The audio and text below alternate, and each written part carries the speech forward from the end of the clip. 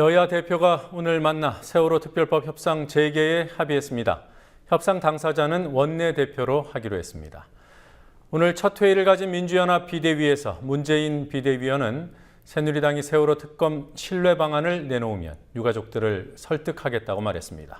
세월호법 교착을 푸는 실마리가 될지 주목됩니다. 국회 중계 카메라 나가 있습니다. 곽보아 PD. 새누리당 김무성 대표와 새정치민주연합 문희상 비상대책위원장이 오늘 만났지요. 세월호 특별법에 관한 구체적인 얘기가 나왔습니까? 네, 배석자 없이 20분간 나눈 대화 과정에서 두 대표가 세월호법 협상에 대해 어떤 얘기를 나눴는지는 공개되지 않았습니다.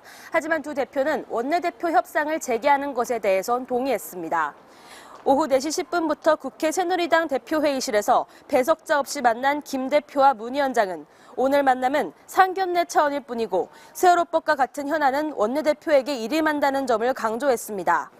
문희상 위원장은 기본적인 문제는 여야 원내대표들에게 있고 국회 문제는 세월호법이든 원내대표가 주인공이라고 말했고 김무성 대표도 고개를 끄덕였습니다. 그러나 국회에서 오랫동안 함께 지내온 사이인 만큼 비공개 대화에서는 어떤 식으로건 세월호법에 관한 얘기를 나눴을 것으로 보입니다. 문 위원장의 말 들어보시겠습니다. 그것이 국회의 문제건 가령 특별법 제정의 문제건 그것은 정부 원내대표가 주인공입니다. 우리들은 해봐야 응원군이고 옆에서 푸시하는 것이지 그런 대목엔 아마 이의가 없을 같이 갈 수 있을 거예요. 그래서 우리가 힘이 있으면 버텨서 그 일을 하는데 앞장서겠습니다. 회동 후 김영우 새누리당 수석 대변인과 유기용 민주연합 수석 대변인은 공동 브리핑을 열고 두 대표가 정치를 복원하고 국회를 빨리 열 것과 국회 일정과 세월호 특별법에 관련해 양당 원내대표 간의 대화를 재개하기로 했다는 두 가지 내용에 합의했다고 전했습니다. 문희상 비대위원장이 주재하는 민주연합 비대위 첫 회의에서 문재인 의원이 세월호 특별법과 관련해서 새누리당이 유가족들을 설득할 만한 대안을 내놓으면 유가족들을 설득하겠다 이런 말을 했더군요. 어떤 맥락에서 나온 말입니까? 네, 문재인 비대위원은 새누리당이 세월호 특검에 대한 신뢰를 어떻게 보장할 것인가 대안을 내놔야 한다면서 그렇게 된다면 우리 당과 제가 나서서 유가족을 설득하겠다고 말했습니다. 문 비대위원은 유족들이 동의할 수 있는 데까지 가야 한다며 이렇게 말했는데요. 유족들이 양해하는 데까지 가야 한다는 문희상 위원장의 입장보다는 강경했지만 여당이 대안을 만들면 유족을 설득하겠다는 점에서는 다소 여지를 남겼다고 볼 수 있습니다. 정세균 인재근 비대위원은 원칙을 강조했습니다.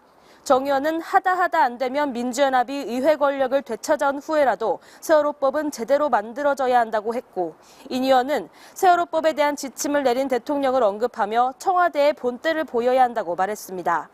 한편 개파 수장 연석회의라고 불릴 정도의 비대위를 구성한 문희상 위원장은 실천 가능한 혁신을 강조하면서 큰 폭의 혁신보다는 당 조직 정비를 안정적으로 끌고 나가겠다는 뜻을 드러냈습니다. 그러나 이전 지도부에서 비주류였던 개파들이 비상 상황에 당권을 장악해 주류가 되고 직전 당권파가 비주류가 되는 개파 정치 폐해의 무한 반복이라는 정동영 상임고문의 비판, 각 개파 수장들로 구성된 원로회의라는 조경태 의원의 비판 등이 오늘 있기도 했습니다. 부자 감세는 없다는 김무성 새누리당 대표의 발언이 논란이더군요. 박영선 민주연합 원내대표가 맞짱 토론을 제안했죠. 네, 김무성 대표의 19일 발언이 단초가 됐습니다. 김 대표는 당시 주요 당직자 회의에서 내년 예산안을 놓고 민주연합이 서민 증세, 부자 감세 공세를 펴는 것에 대해 지금까지 부자 감세는 없었다며 야당의 사과를 요구했습니다. 이에 대해 박영선 민주연합 원내대표가 오늘 비대위 회의에서 종합부동산세 인하로 1조 5천억 원이 감세됐는데 결국 이런 세수 부족분이 담배세, 주민세 등을 올리게 한 것이라며 김 대표의 주장을 반박했습니다. 지금 들어보시겠습니다. 국가 재정 파탄을 서민 증세로 막겠다는 발상입니다. 부자 감세가 없었다고 주장하는 김무성 대표에게 맞짱 토론을 제안합니다. 자신 있으면 맞짱 토론에 응해 주십시오. 통합진보당의 이상교 의원은 오늘 세제 개편안을 주제로 간담회를 열고 정부의 세법 개정안과 지방세제 개편 계획이 조세 형평성을 심하게 훼손하고 있다고 지적했습니다. 자, 이 세금과 더불어서요, 정부가 공무원 연금도 부담을 올리고 혜택을 낮추는 쪽으로 손을 대려고 하고 있습니다. 공무원들 반발이 적지 않을 텐데요. 어떻습니까? 네, 100만 공무원들이 등을 돌릴 수 있지만 정부와 여당은 2016년 4월 총선까지 1년 7개월간 선거가 없는 지금이 바로 연금 제도 손질의 적기라고 판단한 것으로 보입니다. 김무성 새누리당 대표는 지난 17일 당정청이 더 내고 덜 받는 공무원 연금 개혁에 합의한 것에 대해 공무원과 등을 지더라도 해야 한다고 말한 바 있습니다.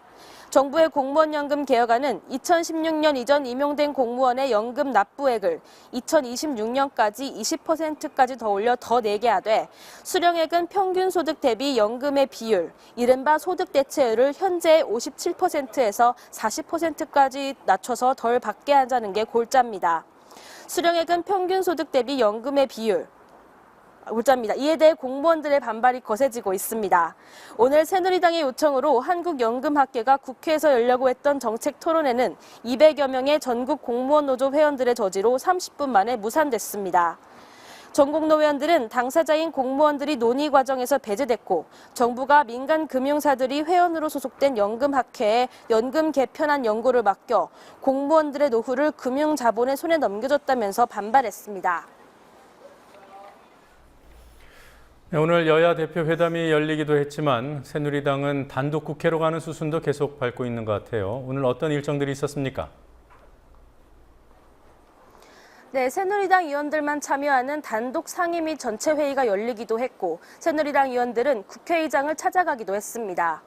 이완구 원내대표는 오전 당 최고위원회의에서 국회 정상화를 더 이상 늦춰선 안 된다며 12월 2일 예산안을 처리하려면 최소한 9월 26일에는 본회의가 열려야 한다고 강조했습니다. 김지현 원내수석 부대표는 의원총회에서 10월 국정감사를 정상적으로 시작하기 위해선 26일 본회의에서 국감 대상기관 승인권을 반드시 처리해야 한다며 소속 의원들이 빠짐없이 참석해야만 만약 야당이 불참할 경우에도 의결이 가능하다고 단독 처리 가능성을 시사했습니다. 이완구 원내대표는 정오쯤 정의와 국회의장을 찾아 26일 본회의에서 90여 개 법률안을 상정해 처리할 것을 다시 한번 촉구했습니다.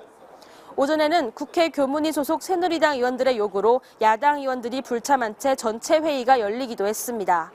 그러나 민주연합 소속 서른 위원장이 위원회 평화를 위해 회의를 더 이상 진행할 수 없다며 정회를 선포하고 회의장을 떠났고 그러자 여당 의원들은 설 위원장의 위원장직 사퇴 등을 요구하며 반발했습니다. 송광용 청와대 교육문화수석의 갑작스러운 사퇴를 둘러싼 의문이 커지고 있습니다. 비리 의혹을 대통령이 알고도 임명을 강행한 것이 아니냐 이런 의문도 제기되고 있더군요. 네, 서울 서초경찰서가 송광윤 전 수석이 총장으로 재직했던 서울교대를 포함해 15개 국공사립대학을 지난 16일 기소 의견으로 검찰에 송치했습니다. 이 대학들은 재학 중 일정 기간 동안 외국 대학에서 수업받는 제도를 당국의 인가 없이 시행해 고등교육법을 위반한 혐의를 받고 있습니다.